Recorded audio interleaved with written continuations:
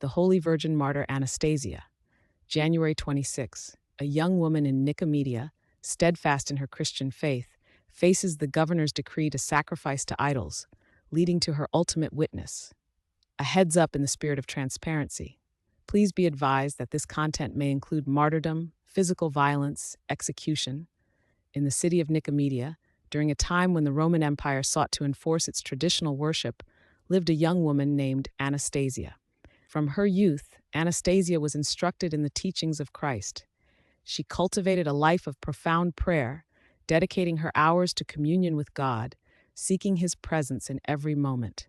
Her hands were accustomed to acts of mercy. She distributed her resources to those in need, offering comfort and sustenance to the poor and the suffering within her community. She did not seek worldly recognition for these acts, but performed them in humility, seeking only to fulfill the commandments of the gospel. Her heart was fixed on the kingdom of heaven, and she prepared herself daily for the coming of the Lord, living a life of spiritual readiness and purity of intention. Her commitment to Christ was the guiding principle of her existence. The imperial decrees, which demanded sacrifice to the gods of the empire, spread throughout the provinces. These mandates brought a season of severe trial for all who confessed Christ, compelling many to choose between apostasy and suffering. Many Christians were compelled to appear before magistrates, where they were given the choice to deny their faith or face the consequences of imperial law. In this period of tribulation, Anastasia, known for her steadfast Christian devotion, was apprehended and brought before the provincial governor. She stood before him without outward display of fear, her gaze calm and unwavering, her spirit prepared to give an account of her hope in Christ Jesus. The governor addressed Anastasia, urging her to comply with the imperial command. He spoke of the emperor's benevolence and the benefits of obedience, promising her safety and honor if she would simply offer incense to the idols of the state. He attempted to persuade her with arguments of civic duty and the futility of resistance. Anastasia listened to his words with patience and a quiet dignity. When it was her turn to speak, she declared with clarity and conviction, "I am a Christian. I worship one God, the Father, the Son, and the Holy Spirit, the creator of all things visible and invisible. I cannot offer sacrifice to stone and wood, for these are not gods, but creations of human hands, devoid of life and power. My allegiance is to Christ, the King of all, and to Him alone do I render worship." Her confession was firm, a testament to her unshakable faith and her theological understanding. The governor, hearing her unwavering confession, became displeased. He commanded his soldiers to subject Anastasia to questioning, seeking to break her resolve through intimidation and the threat of physical pain.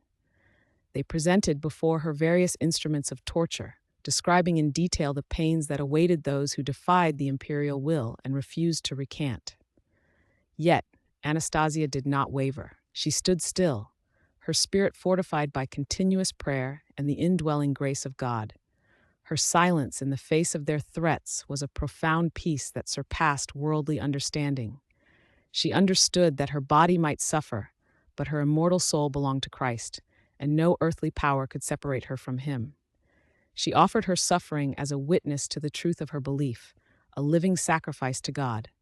Seeing that neither threats nor promises, nor the display of instruments of pain, could turn Anastasia from her confession, the governor realized his efforts were in vain.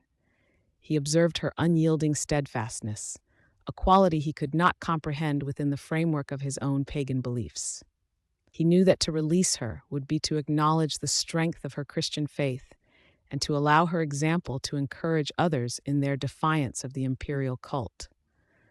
Therefore, in accordance with the harsh imperial decrees against Christians, he pronounced the sentence of death upon her. Anastasia received the judgment not with sorrow or despair, but with a quiet acceptance, knowing that through this final act of witness, she would attain the imperishable crown of righteousness promised to those who persevere to the end. Anastasia was led from the judgment seat to the place of execution.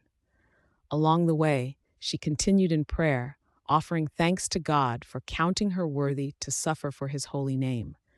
She did not rail against her persecutors, but maintained a spirit of forgiveness and intercession for all.